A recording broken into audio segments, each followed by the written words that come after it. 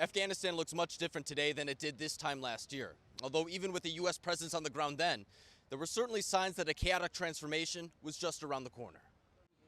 President Biden addressing the American people on the fall of Afghanistan for the first time 1 year ago, acknowledging a harsh reality. The truth is, this did unfold more quickly than we had anticipated. His remarks coming just hours after Taliban troops stormed the capital city of Kabul, reversing 20 years of U.S. gains seemingly overnight. President Ashraf Ghani has already fled the country as the U.S. Embassy rushes to evacuate its remaining diplomatic personnel by helicopter.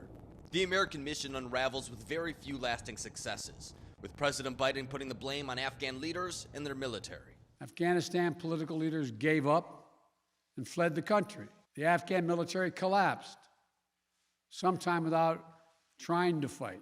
The collapse of the country begins about a month earlier as the U.S. military pulls out of the highly important and strategic Bagram airfield. The move limits American air capabilities at a time where the Taliban is at its strongest point since the start of the invasion in 2001.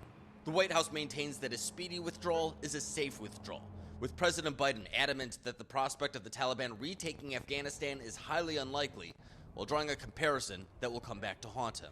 There's going to be no circumstance where you see people being lifted off the roof of an embassy of the United States from Afghanistan. Fast forward a month later, and that's exactly the case, as the Taliban takes its first province and enters the gates of Kabul just days later. The abandonment of air bases and the withdrawal of military personnel leaves the U.S. ill-prepared to combat the surge, and creates a rush at the city's airport as Americans and allies desperately try to flee the country. It's the perfect target for the terror group ISIS-K that launches an attack killing 183 people, including 13 U.S. service members.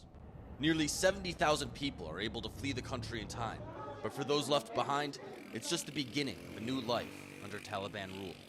The Taliban is already going back on promises made during the negotiations of the U.S. withdrawal, specifically when it comes to the rights of women. And with Russia's invasion of Ukraine, much of the world's attention has turned away from the Middle East, but for those in Afghanistan, the hardships remain very much so real.